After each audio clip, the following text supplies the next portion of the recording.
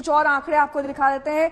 कच्चा तेल यानी कि क्रूड ऑयल और पेट्रोल डीजल के रेट किस तरीके से, क्रूड ऑयल जब सस्ता हुआ था जैसा कि विपक्ष कह रहा है तब क्यों नहीं दाम कम कर दिए गए, इसको लेकर तमाम चर्चाएं हुई। लेकिन इस बीच आपको ये आंकड़े दिखाते हैं। 2014 जब मोदी सरकार आई थी, कच्चा तेल प्रति बैरल कितने डॉलर का था? 106 रुपए उस वक्त कीमत थी प्रति बैरल कच्चा तेल की। उस वक्त पेट्रोल के दाम 71 रुपए 41 पैसे थे, डीजल के दाम 55 रुपए 49 पैसे। 2022 यानी कि मौजूदा वक्त, इस वक्त में भी सिर्फ और सिर्फ आपको बता दें 106 रुपए से 114 रुपए प्रति बैरल इस वक्त कच्चे तेल यानी कि क्रूड ऑयल की कीमत है प्रति बैरल। डॉलर में ये दाम बता रहे हैं, 106 रुपए 106 डॉलर 2014 में और 114 डॉलर 2022 में। और इस वक्त पेट्रोल और डीजल की कीमत क्या है ये आपको दिखा देते हैं। पेट्रोल के दाम 105 रुपए थे 41 पैसे जो अब कम हो गए हैं, और 96 रुपए 67 पैसे डीजल के दाम थे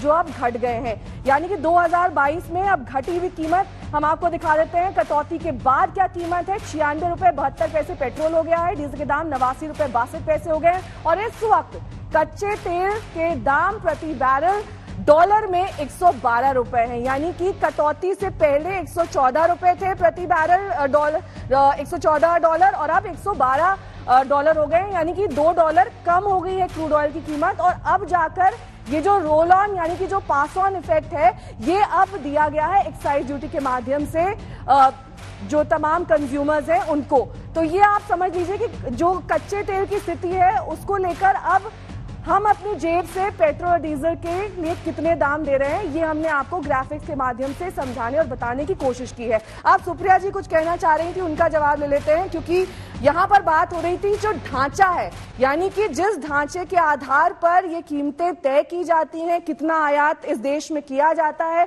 क्या वो वाकई कंज्यूमर्स तक पहुंचता है? जो आम आदमी है, जो आम व्यक्ति है, जो इस वक्त कल तक यूं कहें कि कल तक 100 रुपए के पार पेट्रोल के दाम चुका रहा था, आज अचानक से अगर कीमतें कम हो गई तो राहत महसूस कर रहा है। उसे तो इतनी पारदर्शिता से नहीं दिखता है ना सुप्रिया जी की क्या चल रहा है। देखिए ऐसा है नेहा जी कि भारतीय जनता पार्टी के प्रवक्ता होने के नाते तनेजा साहब जो कहेंगे उसको थोड़ा पिंच ऑफ सॉल्ट से लेना चाहिए, और इसलिए लेना चाहिए। लेकिन ये अच्छी बात है कि उन्होंने 2 कंट्रीब्यूशन इंदिरा जी के माने कि इंदिरा जी ने बीपीसीएल और एचपीसीएल को बनाया, जिन दोनों कंपनीज को मोदी सरकार ने बेचने का काम किया। खैर, इन्होंने कहा हम लोगों ने हमेशा निर्भरता बनाए रखी। 8 साल से भारतीय जनता पार्टी की सरकार है। 2014 से 2022 तक हमारी निर्भरता इंपोर्टेड क्रूड पर बढ़ी है, क्योंकि हमारा डोमेस्टिक क्रूड प्रोडक्शन 20% गिरा है। मोदी सरकार के कार्यकाल में डोमेस्टिक क्रूड प्रोडक्शन का गिरना हमारी निर्भरता को इंपोर्टेड क्रूड पर बढ़ाता है, पहली चीज। दूसरी चीज इन्होंने कहा बाजार के हवाले कर दिया गया ये ढांचा था। हाँ, पेट्रोल के डीरेगुलेशन का जो निर्णय था वो मनमोहन सिंह जी की सरकार ने लिया था, यूपीए की सरकार ने लिया था। डीजल डीरेगुलेशन का निर्णय और उसका क्रियान्वयन मोदी जी की सरकार ने किया था। तो ये एक संस्थागत फैसला था जो भारत सरकार ने लिया और उस पर क्रियान्वयन किया। अब दिक्कत की बात क्या है कि कड़वा कड़वा थूक और मीठा मीठा गप ये नहीं चल सकता है। एक फैसला पेट्रोल पर लिया गया था, उसको डीजल पर आपने किया। पेट्रोलियम सब्सिडी जो 1,42,000 करोड़ थी उसको घटा के 5,000 करोड़ आपने किया। एक और इंपॉर्टेंट बात जो आपने पहले यहां पर बताया कि जर्मनी में हमसे ज्यादा दाम है या बाकी जगहों पर, वहां का परचेजिंग पावर पैरिटी भी देखनी चाहिए, क्योंकि परचेजिंग पावर पैरिटी के हिसाब से जो हमारी खरीदने की क्षमता है उस हिसाब से भारत में एलपीजी दुनिया में सबसे महंगी है। डोमेस्टिक गैस का सिलेंडर सबसे महंगा है, पेट्रोलियम तीसरा सबसे महंगा है और डीजल 7वां सबसे महंगा है। ये परचेजिंग पावर पैरिटी में इंस्टीट्यूशनल रिपोर्ट्स का कहना है, मेरा कहना नहीं। आप ये आपने घनश्याम तिवारी जी कुछ कहना चाह रहे हैं। ये फैक्चुअल मिस्टेक्स मैं बता दूं कि भारत के अंदर हमारा डोमेस्टिक प्रोडक्शन 20% कम हो गया। फैक्चुअली इनकरेक्ट, इसमें कोई सच्चाई नहीं है। कोई देखिए हमारे सुन लीजिए, हमारे जो ये चक्कर ये कि कांग्रेस को डेटा पढ़ना नहीं आता, माफ कीजिएगा। देखिए हमारे यहाँ समझदार है, इस पैनल पर हम सब नवंबर वो आपकी कटौती करिए। सुनिए देखिए आप बताइए 2014 में कितना डोमेस्टिक क्रूड ऑयल प्रोडक्शन था? नवंबर और दिसंबर के 37 मैट्रिक मिलियन टन था 2014 में, जो गिरकर 35 से कम पर आ गया। सर को बोले आपको मुझे डेटा पढ़ना कहाँ आता है? डेटा के ज्ञानी तो आप हैं, तभी अर्थव्यवस्था का ये हाल है सर। अच्छी बात है, डेटा दे दीजिए ना। देखिए अब मैं उस लगाइए। नहीं सुनिए, आपके जो डेटा है वो सुनिए, हमारा जो डोमेस्टिक, हमारे डोमेस्टिक, अब आप इनको चुप कराइए ना।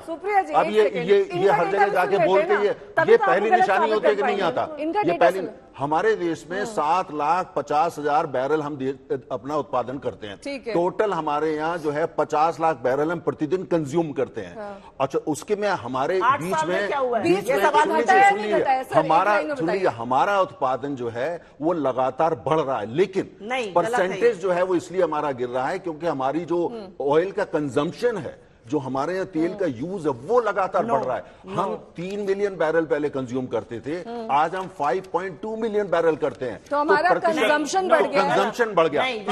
इसको ये कहना, इसको ये कहना है कि प्रोडक्शन गिर गया, ये साफ दिखाता है कि पेट्रोल और डीजल का अगर सामने रख दिया जाए तो अंतर नहीं दिखेगा। दूसरी बात, दूसरी दुनिया में जो नॉन स्टॉप बोलती है, अब क्या बोला जाए, इनका क्या इलाज है? ये मेरा इलाज अर्थव्यवस्था का इलाज करिए, आपका जवाब लूंगी मैं।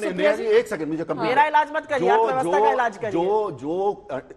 ये आपका कैमरा लगा हुआ है, ये सोनी बनाता है, इसकी कीमतें अंतरराष्ट्रीय बाजार के अंदर एक है। PPP, purchasing power parity. आपका हिंदुस्तान गरीब देश है, मुझे कैमरा $500 में दे दो, आपको बाहर निकाल दिया जाएगा। जो कुछ कमोडिटीज हैं जो इंटरनेशनल है, देशों की सरकारें गरीबों के कल्याण के लिए होती है। आप अमेरिका जैसी नीति थोड़ी हिंदुस्तान में बनाने लगिएगा। ये देखिए, ये बताता है कुछ कमोडिटी जो इंटरनेशनल कमोडिटीज में उसका जो बेंचमार्क है वो, और इसीलिए ये फैसला है कि जो भारत में कंपनियां तेल के उत्पादन करती हैं, भारत में सरकारी, उनको भी डॉलर में वही रेट दिया जाए, उनको वही रेट दिया जाए। और ये फैसला कांग्रेस ने लिया। आप सभी की बातों को ये आंकड़े जो है वो सपोर्ट करते हैं, फैसलों के बारे में नहीं पता, और इसी से जुड़ा हुआ चीख चिल्ला करके झूठ को 10 बार कहा जाए। मैं मानता हूँ ये कांग्रेस स्कूल ऑफ कम्युनिकेशन है। ये तो आप लोगों ने इमरजेंसी में यूनिवर्सिटी से कांग्रेस ने खराब किया।